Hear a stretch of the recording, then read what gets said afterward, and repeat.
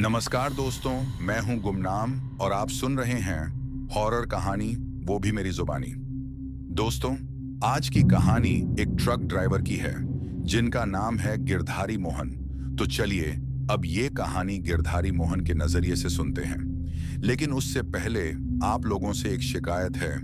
आप लोग कहानी को पूरा सुनते हैं लेकिन लाइक नहीं करते। इस बार मैंने आप लोगों से बहुत उम्मीद लगाई है कि आप लोग अब की बार वीडियो को लाइक भी करेंगे और चैनल को सब्सक्राइब करके अपना सपोर्ट भी जरूर दिखाएंगे। तो अब ज्यादा समय नहीं लेते, चलिए कहानी की शुरुआत करते हैं। मेरा नाम है गिरधारी मोहन। मैं हिमाचल के कांगड़ा इलाके से हूं और 90 के दशक में ट्रक चलाता था। अब लोग मुझे याद भी नहीं करते, लेकिन मैं उन रास्तों को कभी नहीं भूल सकता, क्योंकि वही रास्ते मेरे अंदर जिंदा हैं और शायद मैं भी उनके अंदर ही कहीं जिंदा हूं। उस जमाने में मेरी जिंदगी सीधी थी। सुबह डिपो के पास चाय की टपरी, एक बीड़ी और ट्रक के इंजन की वो गरज जो दिल के अंदर तक घूम जाती थी। मैं और मेरा ट्रक दोनों एक जैसे थे, पुराने, जिद्दी पर वफादार। मेरे ट्रक का नाम था शंकर देव। उसके बोनट पे मैंने AUM लिख रखा था और साइड पे जय माता दी के स्टिकर चिपका रखे थे। कभी कभी लगता था जैसे वो ट्रक सांस ले रहा हो। जब इंजन बंद होता तो हवा में भी एक अजीब सी खामोशी चिपक जाती थी। मेरा दोस्त बीरजू तब नया था, ज्यादा पढ़ा लिखा नहीं था, पर दिल का साफ था। काम नहीं मिल रहा था तो मेरे पास आया, बोला, भैया आपके साथ चल लूं, क्लीनर भी बन जाऊं, को ड्राइवर भी, पैसा कम दे देना, बस पेट भर जाए। उसकी बात में मजबूरी थी और मेरी आंखों में दर्द। मैं मना नहीं कर सका। तब से बीरजू मेरे साथ था, हर ट्रिप में, हर मोड़ पर। मुझे उससे अपने छोटे भाई जैसा लगने लगा था। उस दिन शाम के करीब 6 बजे हम मंडी के इंडस्ट्रियल गोदाम में थे, एक पुरानी सीमेंट फैक्ट्री के पास। वहां से आयरन रॉड्स और मशीन पार्ट्स का माल लोड करना था और शिमला के नीचे सोलन तक पहुंचाना था। सर्दी बढ़ रही थी। पहाड़ों से हल्की धुंध निकलकर गोदाम की छत तक चिपक गई थी। हवा में मिट्टी, डीजल और ठंडे लोहे की स्मेल घुल गई थी। गोदाम के अंदर एक पुराना बल्ब झिलमिला रहा था। एक आदमी रजिस्टर लेकर हमारे पास आया। ड्राइवर कौन है? मैं बोला, मैं गिरधारी मोहन। उसने नाम लिखा और बोला, रात को मत निकलना, पहाड़ों के ऊपर एक्सीडेंट हुआ है कल रात। मैं हंसते हुए बोला, भाई साहब, हाईवे हमारा घर है, मौत से पहले चाय पी लेते हैं। वो कुछ बोले बिना चला गया, लेकिन उसकी आंखों में कुछ अजीब था, जैसे वो कुछ कहना चाहता हो पर कह नहीं पा रहा। रात के 8 बज रहे थे। मालकिन ने गेट बंद कर दिया था और हमारा ट्रक पूरी तरह लोड हो चुका था। मैंने अपना मफलर गले में लपेटा, डीजल टैंक चेक किया और बीरजू ने फ्रंट मिरर पर हनुमान जी की छोटी मूर्ति बांधी। इंजन स्टार्ट हुआ, घर्रर घर्रर, टक टक टक। हवा में धुआं भरा और हमने ट्रक को गेट के बाहर मोड़ दिया। रात का अंधेरा अब ज्यादा गहरा था। हिमाचल के पहाड़ नीचे से देखो तो बस एक काली दीवार जैसे लगते हैं। हर मोड़ के बाद एक साया, हर घाटी में एक खामोशी। बीरजू बोला, भैया ये रास्ता सुना है शापित है। लोग कहते हैं रात में कोई और भी चलता है यहाँ, पर दिखता नहीं। मैंने एक बीड़ी सुलगाई और बस इतना कहा, ट्रक चला। बीरजू, जिंदगी भी तो वहीं चलती है जहां मौत का डर हो। और हमने रात का सफर शुरू किया। रात के 8 बजे हिमाचल के उन सुने मोड़ों पर जहां सिर्फ ट्रक के पहियों की आवाज थी और हवा में कुछ और भी था जो हम दोनों ने महसूस तो किया पर पहचाना नहीं। रात का अंधेरा हमारे ट्रक शंकर देव के आगे पिघल रहा था। बीरजू मेरा बगल में बैठा, हाथ से सीट के फ्रेम को पकड़ रखे, नजर कभी मेरे और कभी सामने की अंधेरी जमीन पर टिकी रहती। जैसे जैसे हम आगे बढ़ रहे थे, गांव पिंड पीछे छूट रहे थे। पहले एक छोटा मोड़, फिर दूसरा, और धीरे धीरे सब कुछ पीछे रह गया। हाईवे में आते ही चारों तरफ एक अजीब सी खामोशी छा गई थी। हवा भी एक सांस ठंडी लेकर चल रही थी। थोड़ी दूर चलने पर हमें काम चल रहा हाईवे दिखा। हल्के रिफ्लेक्टर्स, 1-2 चैंटियर लैंपों की हल्की झिलमिल और काम करते मजदूर। एक आदमी हमें देखकर भागा और चिल्लाया, अरे ओ भाई, ट्रक वापस घुमाओ, इमरजेंसी वर्क चल रहा है, कम से कम 2 घंटे यहीं काम चलेगा। उसकी आवाज में जल्दी भी थी और डर भी। मुझे लगा ठीक है, काम है, रुक जाएंगे। लेकिन बीरजू की छाती में हवा सी उड़ गई। उसने पलटकर मुझे देखा, आंखों में थोड़ा डर, थोड़ा बेचैनी। मैंने कहा ठीक है, यहीं रुकते हैं। पर उसकी जुबान पहले निकल गई। भैया, एक रास्ता है पीछे से, जंगल के थ्रू निकलता है, सीधा हाईवे के सामने आ जाएगा। अगर हम वहां से चलते हैं तो लेट नहीं होंगे। जंगल का नाम सुनते ही दिल में कुछ ठंडा उतर गया। हम लोग ट्रक चला चुके थे इतने सालों से, पर जंगल से गुजरना अलग होता है। हाईवे सेफ नजर आता है, जंगल हमेशा अनजाना लगता है। पर बीरजू की आंखों में वो मजबूरी थी। माल पहुंचाना था, पैसे की सोच थी, और रात धीरे चल रही थी। मैंने मोटा चौका करके ट्रक को घुमा दिया। गेट से निकलते ही हमने एक नैरो ट्रैक पकड़ा जो हाईवे के पीछे वाली तरफ जाता था। सूरज तो अब कब का छुप चुका था, बस चांद और सितारे अपनी जगह झिलमिला रहे थे। ट्रक धीरे धीरे उन लंबे पेड़ों के बीच घुस गया। रास्ता एकदम वीरान हो गया, किसी जानवर की भी आवाज न थी। पेड़ों की शाखें ऐसी लग रही थीं जैसे हाथों की उंगलियां हों। रास्ता इनके बीच से छुप छुप कर निकल रहा था। थोड़ा आगे जाकर हम वापस हाईवे पर निकल आए, लेकिन देखा तो यही खामोशी थी। कंस्ट्रक्शन के कारण दूसरी गाड़ियां तो दूर दूर थीं ही नहीं। रास्ता बिल्कुल सुनसान था। हम दोनों को लगा जैसे हम अकेले हो गए हैं दुनिया में। तभी बीरजू ने चीखा, भैया देखो। मैंने साइड मिरर से देखा, आगे से एक हल्का सा साया दिख रहा था, और फिर एक पल के लिए मुझे लगा कुछ सफेद कपड़े जैसा हिल रहा है। मैंने धीरे ब्रेक किया। बीरजू ने अपनी छोटी टॉर्च निकाली और गुस्से में कहा, कोई पीछे आया है क्या? जाके देखते हैं। उसकी आवाज में थोड़ा हिम्मत, थोड़ा जोश था, लेकिन हाथों का द्रोण बिट्रेड कर रहा था। मैंने ट्रक रोक दिया। बीरजू नीचे उतर गया, टॉर्च हाथ में, और धीरे धीरे ट्रक के पीछे की तरफ चला। मेरे दिल की धड़कन ऐसी तेज हुई जैसे इंजन रेड लाइन पर चल रहा हो। बीरजू जैसे ही पीछे गया, टॉर्च की किरण ने माल बंधे हिस्सों और बेल्ट को चमकाया। कुछ नहीं है, उसने फूंक में कहा, पर मेरी आंखें मिरर से बार बार पीछे देख रही थीं। और फिर वो पल आया जो अब तक मेरी रातों की नींद उड़ा देता है। बीरजू जब ट्रक के गेट के पास गया तो उसको लगा किसी ने उसके कंधे पर हाथ रखा हो। वह पलट कर देखा, किसी का वजूद नहीं, बस हवा थी और पेड़ों की चुप्पी। बीरजू झट से हक्का कर भागा और ट्रक के अंदर घुस गया। सांसें तेज, हाथ कांप रहे थे। उसने गेट जोर से बंद किया और अपनी सारी हिम्मत जोड़कर मेरे पास आकर बोला, भैया यह जगह कुछ ठीक नहीं है। मैंने हाथ महसूस किया, किसी ने मुझे छुआ। मैंने उसके चेहरे को देखा। पहले तो मजाक लगा, पर उसकी आंखों में सच्चाई थी, वह डर का सच जो न बोलने से भी बोल पड़ता है। मैंने ट्रक का इंजन जोर से चलाया, हाथ स्टीयरिंग पर मजबूती से रखा। बीरजू ने साड़ी वाली औरत की बात कही थी, पर जब मैंने पीछे देखा तो कुछ भी न था। सिर्फ हवा, सिर्फ रात, और हमारे ऊपर छाया हुआ वहां का वीरापन। बीरजू ने फिर कहा, गिरधारी, हम यहां से निकल चलना चाहिए। यह जगह यह ठीक नहीं है। मैंने उसका हाथ पकड़ा और बोला, ठीक है, जैसे तुम कहते हो, पर पहले थोड़ा आगे चलते हैं और स्पीड ठीक रखते हैं। पर अंदर से मैं जान गया था कुछ अनजाना सा हमारे पीछे चलकर आ रहा है। ट्रक की धड़कन और मेरे दिल की धड़कन अब एक हो चुकी थी। बीरजू की आंखें अब और ज्यादा पानी सी हो गई थीं।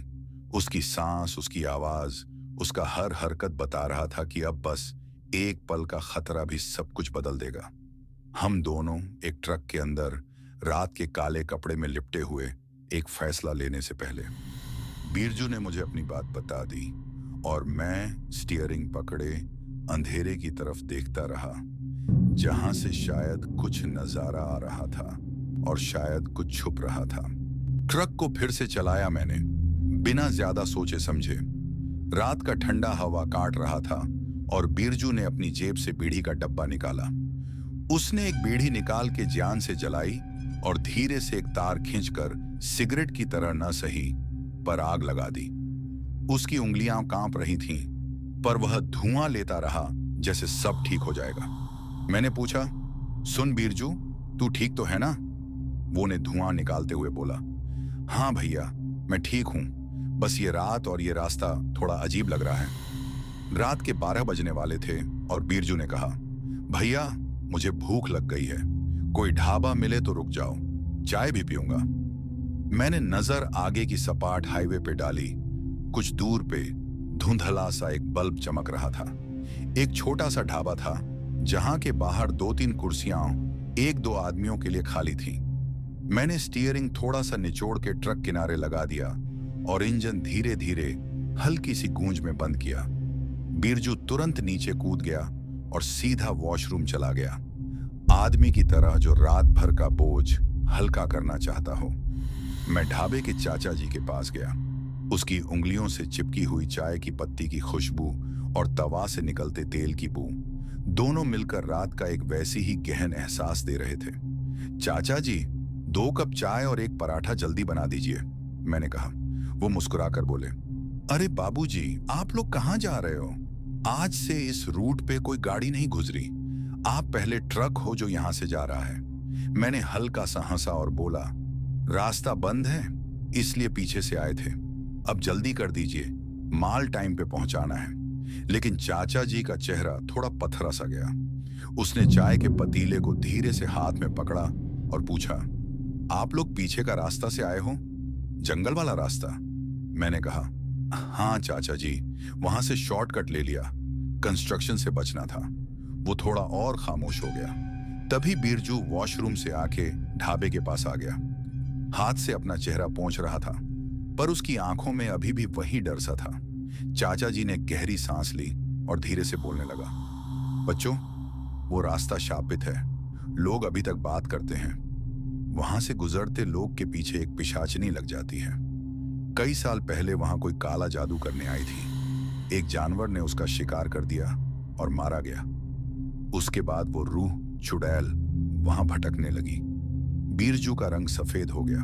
वो धीरे से बोला, पर चाचा जी, मैं जब नीचे उतरकर टॉर्च मारा तो मेरे कंधे पर किसी ने हाथ रखा।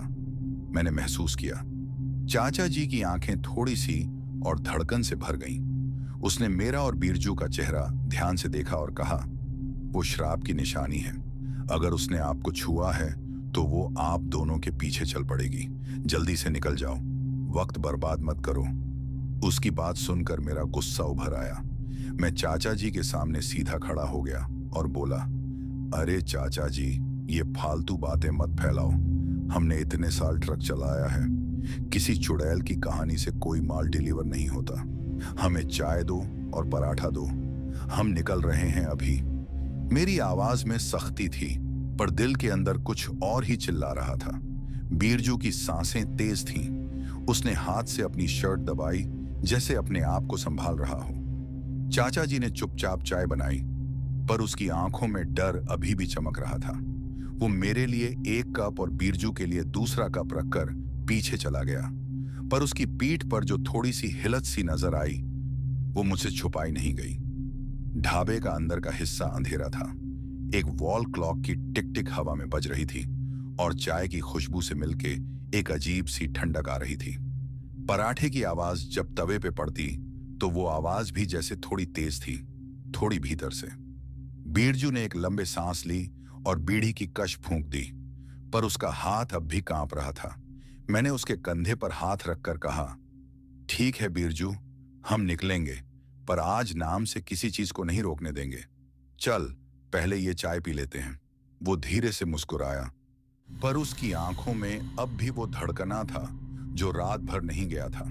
ढाबे के चाचा जी ने जब चाय रख दी, तभी उसने फिर से एक नाजुक सा लफ्ज निकाला, एक बात समझ लो बेटा, कुछ चीजें होती हैं जो आदमी की समझ से बाहर होती हैं। अगर तुमने उन्हें छेड़ दिया तो वो तुम्हें छेड़ेंगी भी।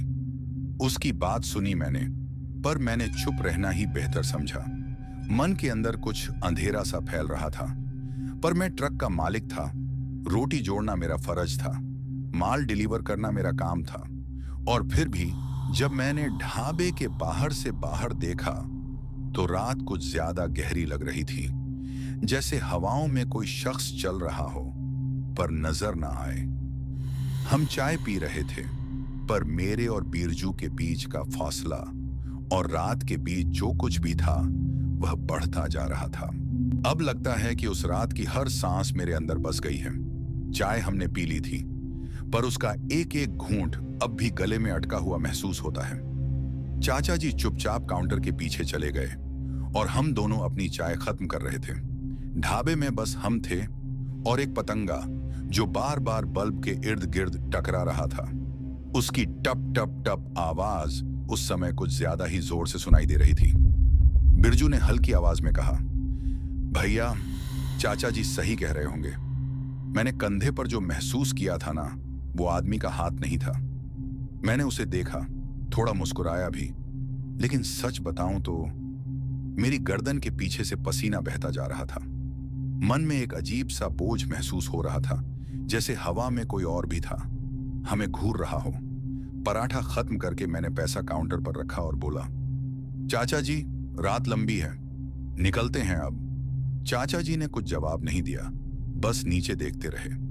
मुझे लगा वो हमें देखने से कतराते रहे थे। हम ट्रक के पास वापस आए। रात के आधी रात के बाद का वक्त था।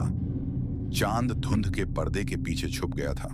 रोशनी सिर्फ ट्रक के हेडलाइट्स में थी, जिसमें हाईवे की धूल उड़कर चमक रही थी। बिरजू केबिन में चढ़ गया। मैंने इग्निशन घुमा दिया। गर्र, टक टक टक, गुर्र। इंजन चल पड़ा, पर इस बार उसकी आवाज में एक अजीब सी घरघराहट थी, जैसे कोई अंदर से दांत रगड़ रहा हो। बिरजू ने सीधा बोल दिया, भैया, इंजन की आवाज अजीब लग रही है। मैंने कहा, ठंड है, डीजल थिक हो गया होगा। पर जैसे ही ट्रक आगे बढ़ा, मैंने साइड मिरर में कुछ देखा। एक सफेद परछाई, बिल्कुल वैसी ही जैसी पहले हाईवे पर देखी थी, और इस बार वो ट्रक के बिल्कुल पीछे चल रही थी। ना दौड़ रही थी, ना रुक रही थी, बस सर झुकाकर सीधा हमारे पीछे। मैंने आंखें झपकाई। कुछ पल के लिए सोचा शायद मेरी आंखों का धोखा है, लेकिन बिरजू ने अचानक मुझे झंझोड़ा, भैया, पीछे देखो, वही औरत, सफेद साड़ी वाली। मैं तुरंत ब्रेक मारता हूं। ट्रक एक झटके में रुकता है। बिरजू का सिर डैशबोर्ड से टकराता है। मैंने मिरर में फिर देखा, कुछ भी नहीं था, सिर्फ खुला हाईवे और दूर कहीं हवा में पत्तों का घूमना। तू पागल हो गया है बिरजू, मैंने कहा। वहां कोई नहीं था, पर बिरजू का चेहरा सफेद पड़ गया था। उसके होंठ हिल रहे थे, पर आवाज नहीं निकल रही थी। उसने कांपती उंगली से ट्रक के राइट साइड के मिरर की तरफ इशारा किया। मैं धीरे से उस तरफ देखता हूं और उस पल ने मेरी रूह जमा दी। मिरर में एक औरत थी, बिल्कुल ट्रक के बगल में, सफेद साड़ी में, लंबे बाल और आंखें बिल्कुल खाली। उसका चेहरा मेरे मिरर में इतना पास था कि अगर मैं हाथ बढ़ाऊं तो छू लूं। और फिर वो मुस्कुराई। मिरर क्रैक हो गया, टक, जैसे किसी ने अंदर से मुक्का मारा हो। मैं एक सेकंड के लिए जम गया। बिरजू चीखा, निकल भैया, निकल यहां से। मैंने गियर डाला और ट्रक को जोर से आगे धकेल दिया। ट्रक हाईवे पर दौड़ने लगा। 60, 70, 80। हवा में धूल के साथ एक अजीब सी चीख गूंज रही थी, जैसे कोई हवा के अंदर घुसकर चिल्ला रहा हो। बिरजू अपना हाथ हनुमान जी की मूर्ति पर रखकर मंत्र पढ़ने लगा, जय बजरंग बली, जय बजरंग बली। मैं बस स्टीयरिंग पकड़े दौड़ता गया, और फिर एकदम से इंजन बंद। खर्र, खर्र। ट्रक हाईवे के बीच में रुका। हेडलाइट्स एक बार झिलमिलाई और बंद। अब चारों तरफ अंधेरा। मैं इग्निशन घुमाता हूं, कुछ नहीं होता। बिरजू बोला, भैया, पीछे कुछ हिल रहा है। उसने पीछे की तरफ देखा और बस एक ही लफ्ज निकला, वो ट्रक के ऊपर चढ़ गई है। मैंने धड़कन रोककर पीछे की तरफ देखा। ऊपर से धप धप की आवाज आ रही थी, जैसे कोई पेड़ की शाखा पर नहीं, ट्रक के केबिन पर चल रहा हो। बिरजू का चेहरा पसीना पसीना, आंखों में आंसू। मैंने कहा, डर मत, मैं हैंडल करता हूं। मैं टॉर्च ली और ट्रक के बाहर उतरा। रात इतनी ठंडी थी कि सांस धुंध बन रही थी। ट्रक के बोनट के ऊपर टॉर्च पड़ती जा रही थी, पर कुछ नहीं था। फिर मैंने केबिन के ऊपर टॉर्च मारी और मुझे लगा जैसे कोई लंबे बाल हवा में हिल रहे हों। एक सेकंड के लिए लाइट उस पर पड़ी और मैंने देखा उसका चेहरा उल्टा लटका हुआ, आंखें बिल्कुल खुली, सीधा मुझे घूर रही थी। टॉर्च मेरे हाथ से छूट गई और मुझे बस याद है बिरजू का चीखना, भैया जल्दी चढ़ जाओ। फिर सब कुछ अंधेरा हो गया। खर्र, श्श। हल्की सी हवा और पत्तों की सरसराहट फिर फेड आउट होती है। मैं गिरधारी मोहन हूं। कहते हैं उस रात के बाद मेरे ट्रक शंकर देव का कोई निशान नहीं मिला।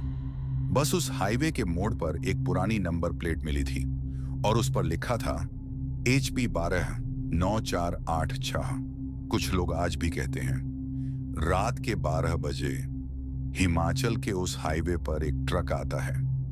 इंजन की आवाज पुरानी, पर स्टीयरिंग पर कोई नहीं।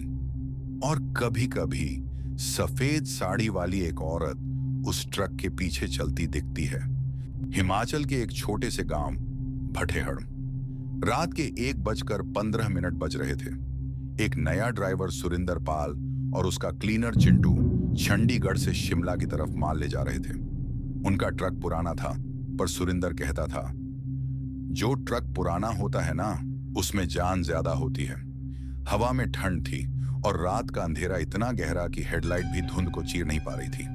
हाईवे के मोड़ पर एक पुरानी माइलस्टोन बोर्ड दिखी, जंगल मोड़ 2 किलोमीटर। चिंटू ने बोला, भैया ये वही मोड़ है न जहां लोग कहते हैं कोई ट्रक डूब गया था।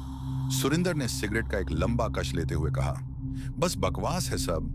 ट्रक तो हर साल इधर गिरता है। पर जैसे ही वो मोड़ पर पहुंचे, उनके सामने एक पुरानी नंबर प्लेट चमक गई, HP 12-9486। वो मिट्टी में ढंसी हुई थी, पर उसके अक्षर अब भी चमक रहे थे। सुरिंदर ने ब्रेक मारा, ट्रक रुक गया। चिंटू बोला, भैया ये तो वही नंबर है ना जिस ट्रक का लोग कहते हैं गिरधारी मोहन का। सुरिंदर ने हाथ उठाकर कहा, शट अप, चल बढ़ा ट्रक। पर ट्रक स्टार्ट नहीं हुआ। स्टार्टर खर्रर खर्रर कर रहा था, पर इग्निशन डेड। हवा में एक अजीब सी ठंड भर गई, जैसे किसी ने उनके बीच से सांस खींच ली हो। और तभी हेडलाइट के सामने एक ट्रक उभरने लगा। वही पुराना मॉडल शंकर देव। उसका पेंट उतर चुका था, फ्रंट ग्लास टूटा हुआ, पर इंजन की आवाज बिल्कुल जिंदा थी। घर्र, टक टक टक। चिंटू ने सीधा पीछे की सीट पर मुंह ढक लिया। भैया कोई उसके केबिन में बैठा है। सुरिंदर ने आंखें तानी और सच, केबिन के अंदर कोई बैठा था। एक आदमी जिसका चेहरा अंधेरे में धुंधला था, पर आंखें बिल्कुल लाल, और स्टीयरिंग पर लिखा हुआ था गिरधारी मोहन। फिर एक और चेहरा सामने आया, बिरजू का। उसका गला कटा हुआ था और उसके होंठों में एक जली हुई बीड़ी लगी थी। वो दोनों केबिन के अंदर से मुस्कुरा रहे थे और उसी वक्त शंकर देव ट्रक उनके ट्रक के बिल्कुल पास आ गया। सुरिंदर चीखा, ब्रेक लगाओ, ब्रेक। लेकिन उनका ट्रक अपने आप रिवर्स होने लगा। कोई पैडल नहीं छूटा, कोई गियर नहीं घूमा। फिर भी ट्रक पीछे खींच रहा था, जैसे किसी ने जंजीर से पकड़ लिया हो। चिंटू चिल्लाया, भैया कोई इंजन के नीचे है, सफेद साड़ी वाली औरत। सुरिंदर ने नीचे देखा और सच, एक औरत सफेद साड़ी में ट्रक के नीचे रगड़ती हुई सीधा केबिन के नीचे घुस गई और 1 सेकंड में उसकी गर्दन केबिन के अंदर से निकली, आंखें सीधा सुरिंदर के सामने। तुमने मेरे रास्ते पर क्यों चलाया ट्रक? एक आवाज आई, जैसे धरती के अंदर से निकल रही हो। सुरिंदर और चिंटू दोनों बेहोश पड़ गए। सुबह जब पुलिस ने सर्च किया तो दोनों जिंदा मिले, पर ट्रक तो गायब था। सिर्फ एक चीज मिली, एक जली हुई बीड़ी और उसके पास एक पुरानी डायरी। उस डायरी के कवर पर लिखा था, गिरधारी मोहन, सफर अभी खत्म नहीं हुआ। हवा के झोंके और मेटल के घिसने की आवाज। कहते हैं आज भी अगर कोई रात के 12:30 पर शिमला हाईवे के जंगल मोड़ से गुजरता है तो एक ट्रक आता है, बिना ड्राइवर के। उसके पीछे एक औरत चलती है और उसके अंदर से 2 आवाजें सुनाई देती हैं, बिरजू, गियर बढ़ ले। हाँ भैया, अब तो रास्ता अपना ही है। सुबह के 7:45 पर हवा में ठंडी धुंध थी और टेबल पर एक पुरानी डायरी रखी थी, जिसका कवर काफी पुराना लेदर का बना हुआ था और कोने जले हुए थे। डायरी के अंदर लिखा था 27 दिसंबर 1996। रात का समय था। मैं और बिरजू माल लेकर सोलन से शिमला के लिए निकले थे। हाईवे पर कंस्ट्रक्शन चल रहा था, इसलिए हम जंगल के रास्ते निकल गए। मुझे लगा शॉर्टकट है, पर वो हमारा अंतिम रास्ता बन गया। इंस्पेक्टर रावत ने डायरी पलटी और आगे का पन्ना पढ़ा। सबकी सांसें थम गई। रात के 12:20 हुए थे। ट्रक के पीछे कोई थी, सफेद साड़ी में। पहले लगा नजर का धोखा है, पर जब बिरजू नीचे उतरा, उसके कंधे पर किसी ने हाथ रखा। उसके बाद से बिरजू चुप हो गया। पूरी रात उसके होंठ पर बस एक नाम था, शंकर देव, हाईवे वाली औरत। रात के 2:10 बज रहे थे। हमने एक ढाबा देखा। चाचा जी ने कहा वो रास्ता शापित है। मैंने उनकी बात नहीं मानी, पर जब हम वापस ट्रक में बैठे, बिरजू के होंठ में जली हुई बीड़ी थी और उसके कान के पास किसी ने कुछ कहा, एक ही लफ्ज, पीछे मत देखना। इंस्पेक्टर रावत ने डायरी के पन्ने पलटे। कुछ पन्ने फटे हुए थे, पर कुछ लिखा हुआ था जैसे किसी ने उंगली से लिखा हो, स्याही नहीं, खून से। 2:45 सुबह। बिरजू को लगता है कोई ट्रक के अंदर आ गया। मैंने रियर मिरर में देखा। केबिन के पीछे एक और चेहरा था, बिल्कुल मेरे जैसा, पर वो मैं नहीं था। उसने मुस्कुराते हुए कहा, तू चलाता रहा, मैं पीछे देखता हूं। मुझे लगा मैं पागल हो गया हूं, पर फिर ट्रक के इंजन ने खुद एक्सीलरेट किया।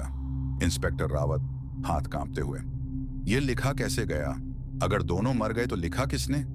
उसके बगल में कांस्टेबल हरजीत बोला, सर, डायरी के लास्ट पेज पर कुछ और भी लिखा है। 3:15 सुबह। बिरजू मर चुका है। उसका गला किसी ने फाड़ दिया। मैं ट्रक से कूदने की कोशिश करता हूं, पर स्टीयरिंग मेरे हाथ में चिपक गया है। ट्रक खुद चल रहा है और मिरर में वो औरत दिखती है। उसका चेहरा जला हुआ, आंखें बिना पलक के, और उसके होंठ हिल रहे हैं। जो भी मेरे रास्ते चलेगा, उसका सफर कभी खत्म नहीं होगा। डायरी का आखिरी पन्ना, सिर्फ एक लाइन, अगर ये डायरी किसी के हाथ लगे तो शंकर देव ट्रक से दूर रहना, क्योंकि अब वो किसी ड्राइवर का नहीं, वो खुद एक ड्राइवर बन चुका है। इंस्पेक्टर रावत डायरी बंद करता है, पर जैसे ही उसने कवर बंद किया, टेबल के नीचे से हॉर्न बजता है। पी इश पा पी। सब लोग उछल पड़े। बाहर स्टेशन के कंपाउंड में एक ट्रक खड़ा था। नंबर प्लेट पर लिखा था HP 12 9486। इंजन बंद होने के बावजूद ट्रक के हेडलाइट्स खुद जल गए और अंदर के रियर व्यू मिरर में गिरधारी मोहन और बिरजू दोनों बैठे थे, एकदम शांत, पर उनकी आंखें सीधा रावत की तरफ टिकी थीं। और उस रात के बाद सोलन पुलिस स्टेशन के सारे लोग ट्रांसफर हो गए। ट्रक कभी मिला नहीं, बस एक आवाज रोज रात 3 बजे आती है, बिरजू गियर बढ़ा ले, अब रास्ता अपना ही है। दोस्तों, ये थी गिरधारी मोहन और बिरजू की कहानी, पर यह सफर अभी खत्म नहीं हुआ, क्योंकि डायरी का एक आखिरी पन्ना अभी भी बंद है, जिसे खोलने के बाद शायद हम जान पाएंगे शंकर देव ट्रक आखिर कहां गया। रात के 3:07 बज रहे थे। ठंड इतनी तेज थी कि सांस से धुआं निकल रहा था।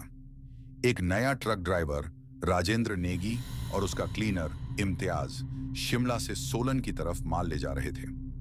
राजेंद्र का ट्रक बिल्कुल नया था, श्री हनुमान ट्रांसपोर्ट्स लिखा हुआ। डैशबोर्ड पर हनुमान जी की मूर्ति और विंडशील्ड के बीच लटकी थी एक पुरानी त्रिशूल की चाबी चेन। इम्तियाज ने कहा, भैया, ये रास्ता तो बड़ा सुनसान है, GPS भी सिग्नल नहीं दे रहा। राजेंद्र ने हंसकर बोला, अरे यार, हिमाचल के जंगल में नेटवर्क किसे मिलता है? चल चुप कर, मुझे गाना सुनने दे। उसने रेडियो ऑन किया, पर रेडियो की स्टैटिक में से वही आवाज आई, बिरजू गियर बढ़ा ले। राजेंद्र ने तुरंत रेडियो बंद किया। ये क्या बकवास है?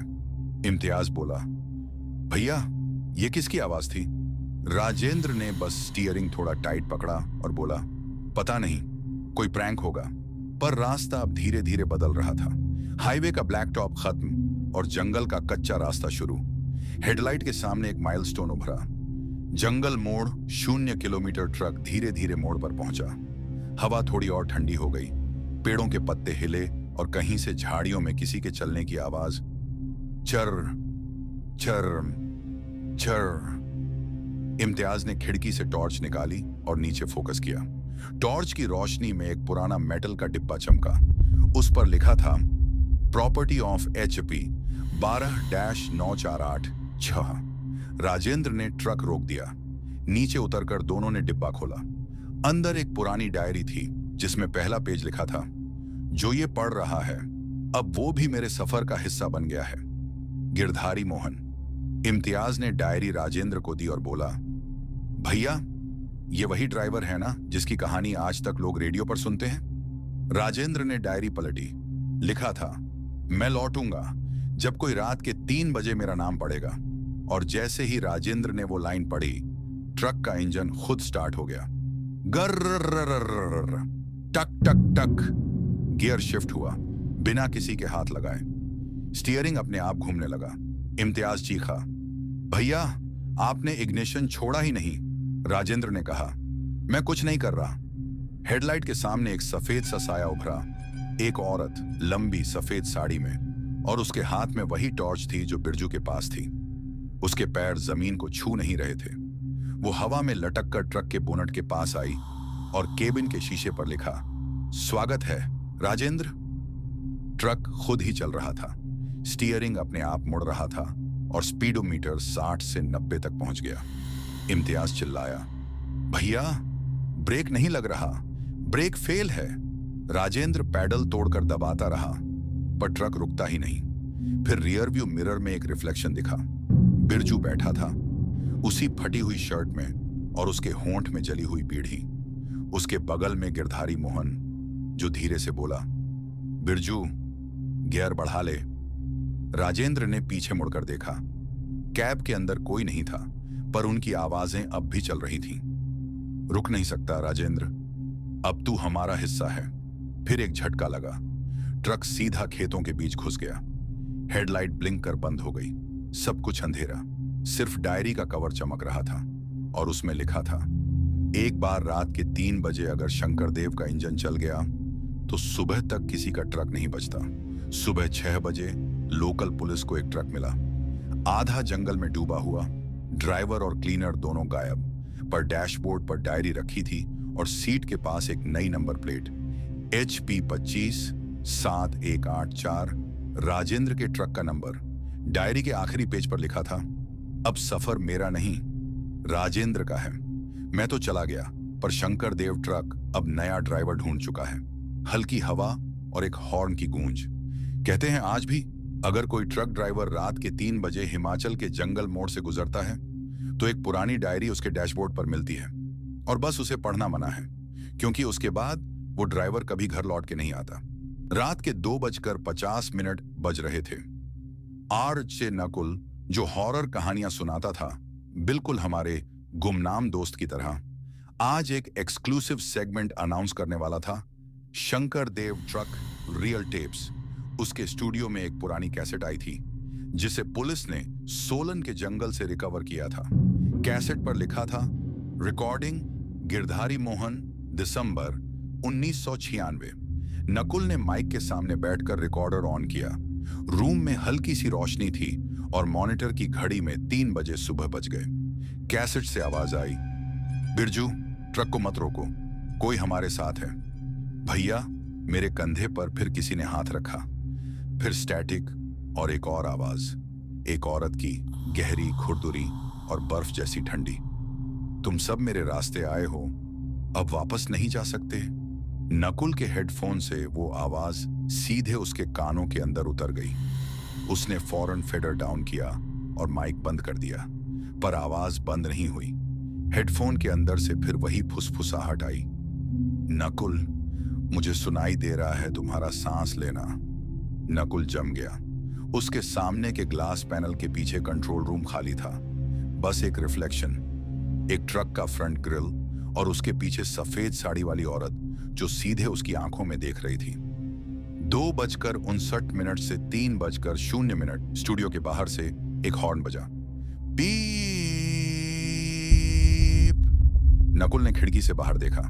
एक ट्रक खड़ा था, नंबर प्लेट HP 12-9486, पुराना, जंग लगा हुआ, पर इंजन की लाइट अब भी जल रही थी।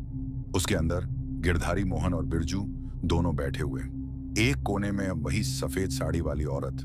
और फिर स्टूडियो का जनरेटर बंद हो गया। अंधेरा छा गया। कैसेट खुद चल पड़ी। रिकॉर्डर से आखिरी लाइन बजने लगी,